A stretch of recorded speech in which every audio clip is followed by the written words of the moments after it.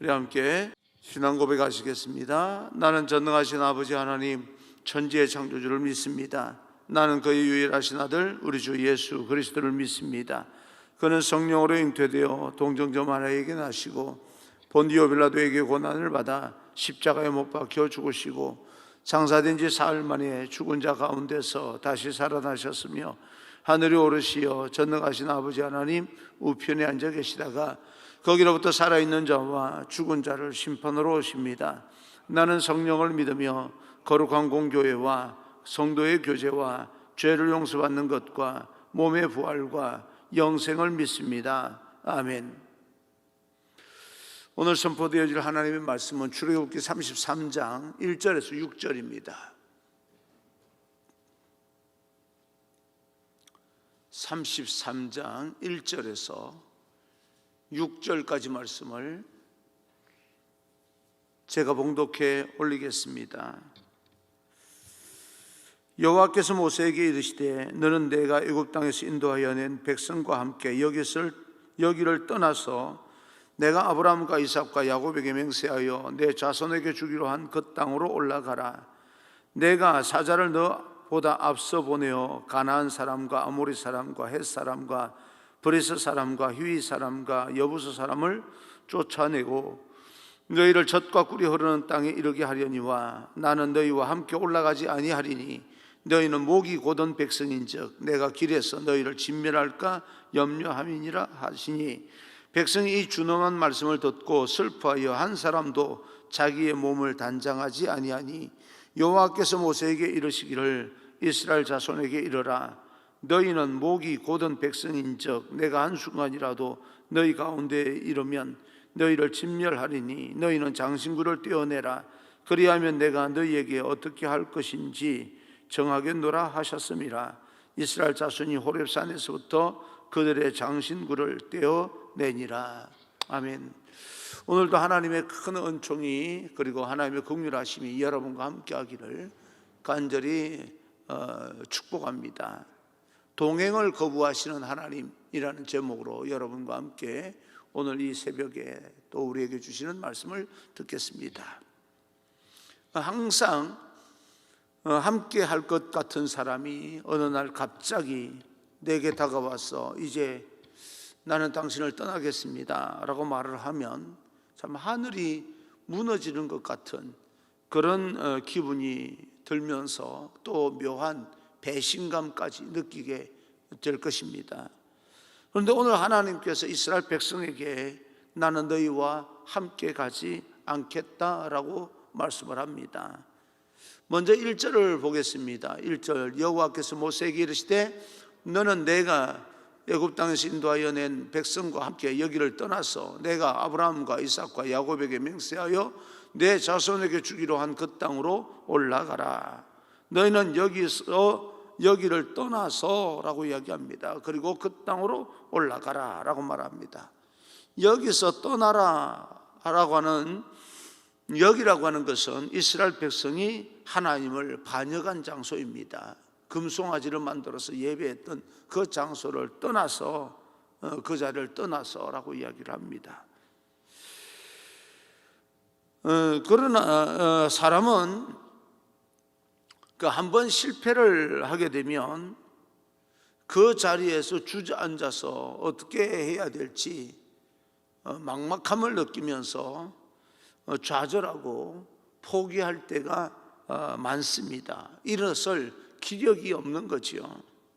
다시 시작할 수 있는 그런 어떤 힘이 사라진 겁니다. 그러나 하나님은 그러지 말고 그 실패의 자리에서 일어나 여기를 떠나라, 과감하게 떠나라 라고 이야기를 합니다. 너희들 여기 있으면 안 돼. 자꾸 금송아지 생각이 나고 하나님 앞에 죄를 범했던 것이 생각이 나서 너희는 여기서 제대로 생활할 수가 없어. 그러니 여기를 떠나야 되는 거야.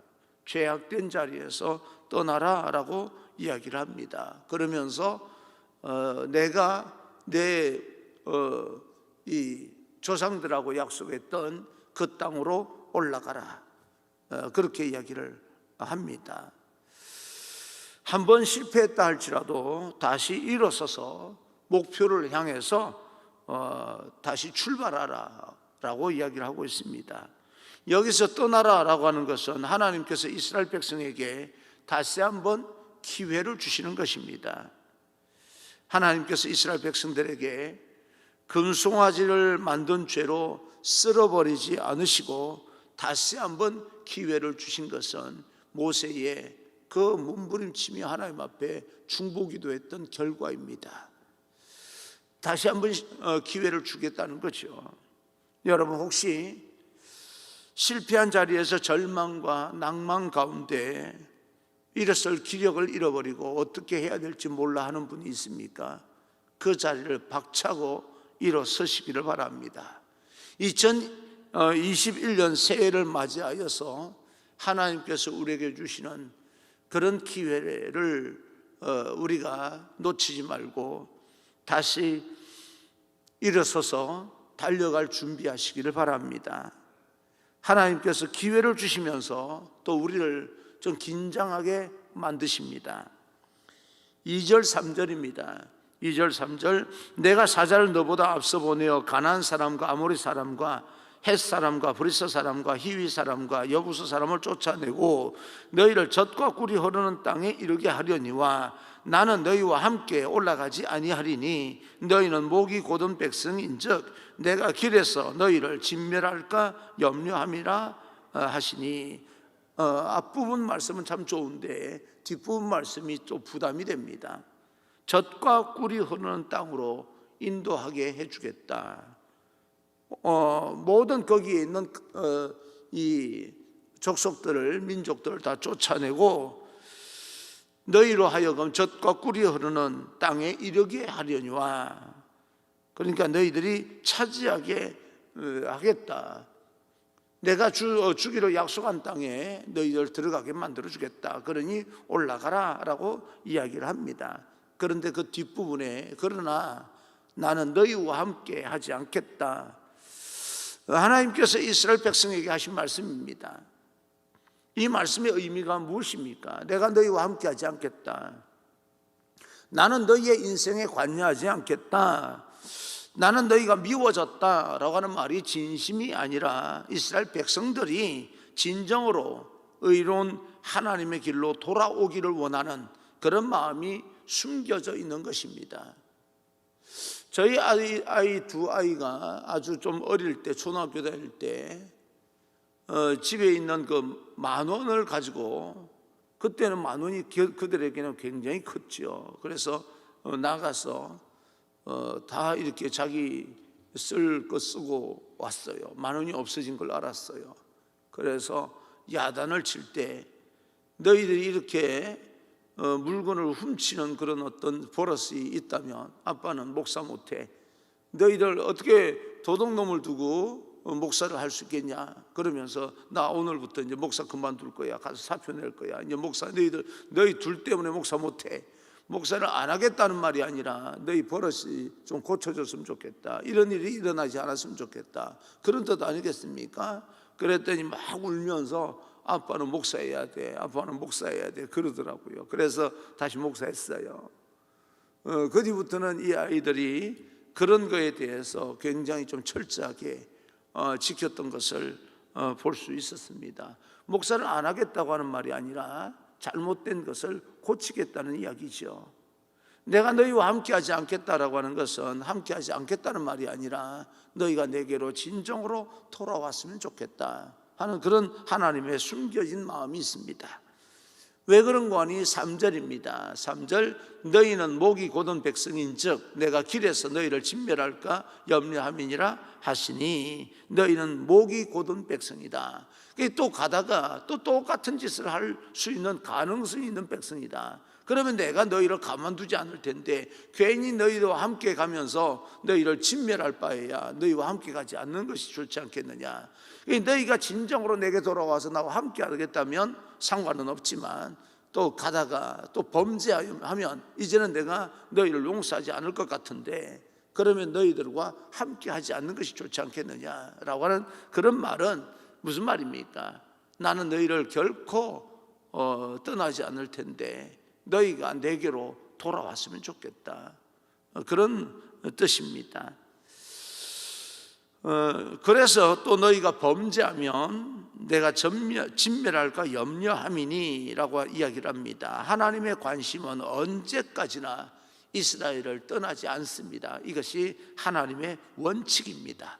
근데 목이 곧다고 하는 것은 자기 고집대로 한다는 뜻이고, 또 자기 마음대로 금송아지를 또 만들 가능성을 가지고 있다, 그 말입니다. 하나님은 이런 사람을 싫어합니다. 겸손하게 행동하기만 하면, 겸손이라고 하는 것은 태도가 좋은 건데, 하나님 앞에 하나님, 나는 언제든지 하나님의 도움이 필요합니다 라고 하는 태도입니다. 그런 태도만 가지고 있다면 되겠는데, 그렇지 않으면 내가 너희들과 함께 하지를 못한다 라고 하는 그런 하나님의 마음이니까, 하나님과 함께 살아가는 그런 겸손한 태도, 여러분 오늘 우리의 삶이 그런 삶이 되고, 2021년 삶이 그런 삶이 되고, 앞으로의 우리 모든 삶이 그런 하나님을 정말 우리가 하나님의 도움이 필요하다고 고백하는 그런 인생이 되기를 간절히 소망합니다. 그러기 위해서는 나의 고집과 나의 생각과 나의 경험과 나의 뜻을 꺾고 하나님의 말씀에 맞추어야 됩니다. 그러면 하나님께서 우리와 함께 하시면서 하늘의 축복과 하늘의 평강과 이 땅에서 우리가 알지 못하는 놀라운 하나님의 기적을 펼치게 될 것입니다. 하나님께서 너희와 함께 하지 않겠다라고 말씀하실 때 백성이 반응을 합니다. 4절입니다. 4절, 백성이 이 준엄한 말씀을 듣고 슬퍼하여 한 사람도 자기의 몸을 단장하지 아니하니, 그 말을 듣고 백성의 마음은 슬펐어요. 끝까지 그들과 함께 해 주실 줄 알았는데, 우리가 어떤 짓을 하더라도 하나님은 변함없이 우리와 함께 하실 것 같았는데, 그 말을 듣고 함께하지 않겠다는 말을 듣고 슬펐습니다. 우리가 잘못했구나, 그런 생각을 했던 거죠. 하나님의 말씀을 듣고 슬퍼하는 백성들, 그리고 자기의 몸을 꾸미고 단장하기보다는 하나님의 말씀에 반응하여서 모든 장신구를 떼어내버리는 백성들, 그래도 이 백성들은요, 하나님께서 우리와 함께 하는 것이 우리에게 축복이다라고 하는 것을 철저하게 깨닫고 있는 순수한 백성입니다. 적어도 하나님 앞에, 하나님의 말씀에 그들은 행동을 돌이키는, 그런 반응할 줄 아는 그런 백성입니다. 하나님께서 항상 동행하실 때는 귀중한 줄을 모르고 깨닫지 못하다가 이제 마음이 급하게 되었습니다. 하나님이 떠나게 된다고 하니까 이게 잘못된 거구나 라고 하는 걸 깨닫게 된 거죠. 하나님이 함께 하시지 않는 것이 진정한 슬픔입니다. 여러분, 지금 내가 하나님께 여러 가지 면에서 붙잡혀 있다는 것, 하나님께서 나와 함께 하신다는 것이요, 정말 얼마나 큰 행복인지 깨달을 수 있기를 바랍니다. 일상적인 삶을 잃어버리고 나서 그때 일상적인 아무렇지도 않게 다가오는 그런 어떤 삶의 그 시간들이 우리에게는 그렇게 귀중한 거였구나라고 하는 것을 깨닫는 것처럼, 우리가 하나님께서 우리와 동행하실 때 평범하게 사는 그런 모든 것들, 그저 하나님께서 우리와 함께 하시는구나라고 했던 것이 그렇게 행복이었다고 하는 사실을 하나님을 잃어버리고 나서 깨닫는 것이 아니라 지금 계속해서 의지함으로써 그 행복을 누릴 수 있는 그런 믿음의 사람이 되길 바랍니다. 하나님께서 함께 하지 않겠다라고 말씀하실 때 백성들은 자기들의 장신구 단장품을 다 제거합니다. 겸손하게 하나님 앞에 나아가겠다는 거죠. 있는 모습 그대로 내가 하나님 앞에 나아가겠다. 그래서 하나님께서 모세에게 말씀했던 겁니다. 5절입니다. 5절, 여호와께서 모세에게 이르시기를 이스라엘 자손에게 이르라. 너희는 목이 곧은 백성인즉 내가 한순간이라도 너희 가운데에 이르면 너희를 진멸하리니 너희는 장신구를 떼어내라. 그리하면 내가 너희에게 어떻게 할 것인지 정하겠노라 하였음이라 라고 이야기합니다. 그리하면 내가 어떻게 너희와 함께 할런지 할 일을 말해주겠다.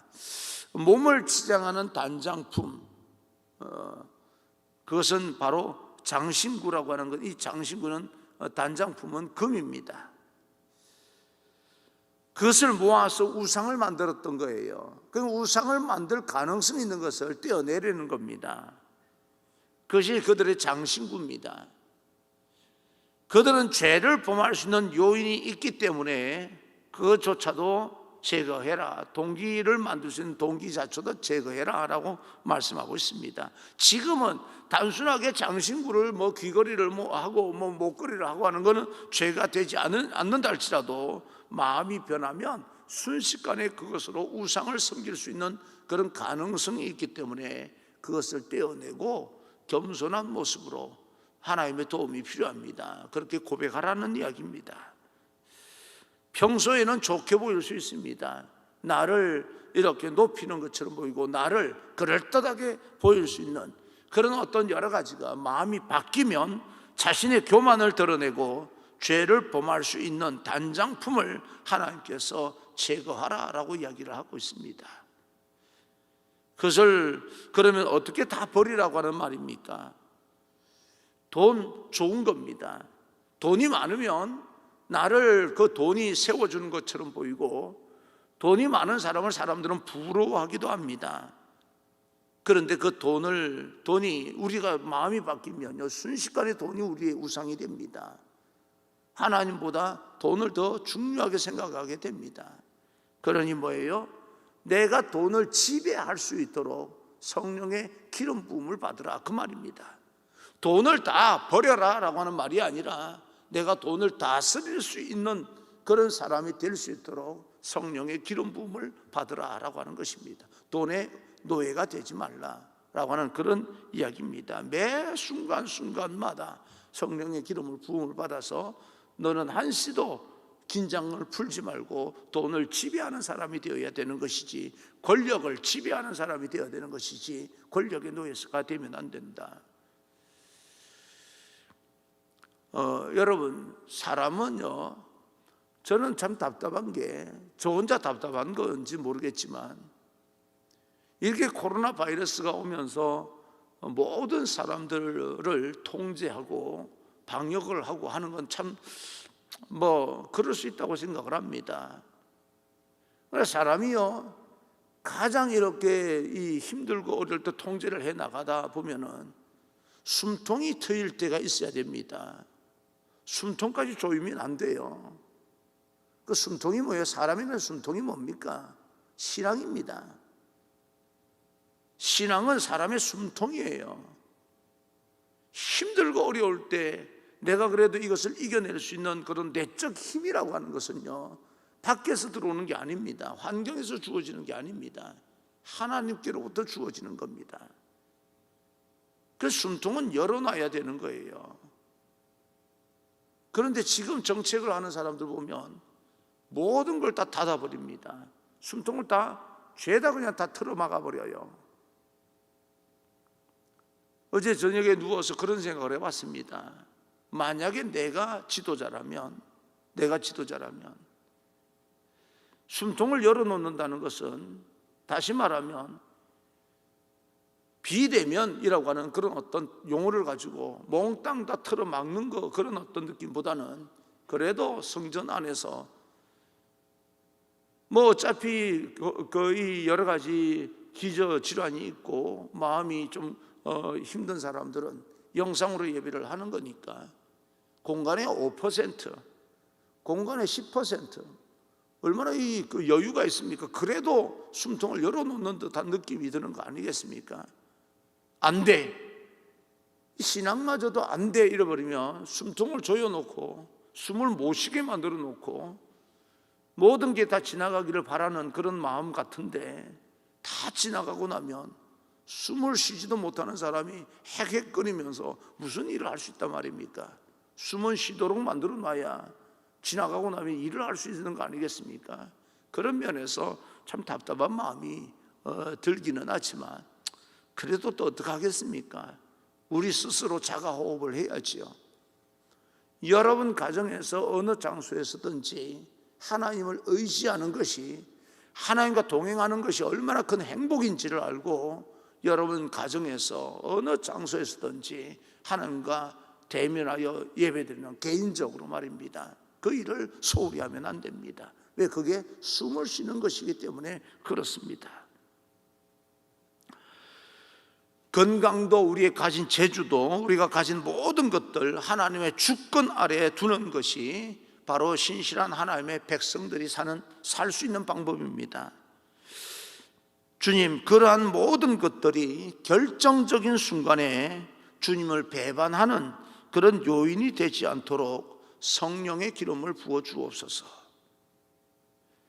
하나님의 주권 아래에 두는 것, 그것이 바로 장신구를 제하라, 제거하라 라고 하는 하나님의 의미입니다. 6절 다시 한번 보게 되면 6절, 이스라엘 자손이 호렙산에서부터 그들의 장신구를 떼어내니라. 나를 빛나게 만들 수도 있겠지만 때로는 그 빛나게 만드는 것이 나를 무너뜨릴 수도 있습니다. 권력, 내가 가지면요, 많은 사람들이 내가 어떻게 잘 활용하느냐에 따라서 나를 더 빛나게 만들 수도 있지만 권력을 잘못 휘두르면 나를 무너뜨리는 도구도 됩니다. 명예도 그렇고요, 돈도 그렇고요, 그 모든 것들이 나를 빛나게 만들어주지만 내가 긴장하지 않으면 그것으로 내가 무너질 수 있다는 사실도 아셔야 됩니다. 여러분이 가진 모든 것들이 참 좋은 것들입니다. 돈도 좋아요, 건강도 좋은 것입니다. 여러분이 가지고 있는 탁월한 기술들, 실력들 다 좋은 겁니다. 지식 좋은 거예요. 그런데 그 모든 것들이 하나님의 주권 아래에서 사용될 수 있도록 여러분 기도하셔야 됩니다. 여러분이 가지고 있는 다른 사람이 정말 부러워하는 그 모든 것들이 여러분을 무너뜨릴 수 있는 도구가 될 수 있다는 사실을 아셔야 됩니다.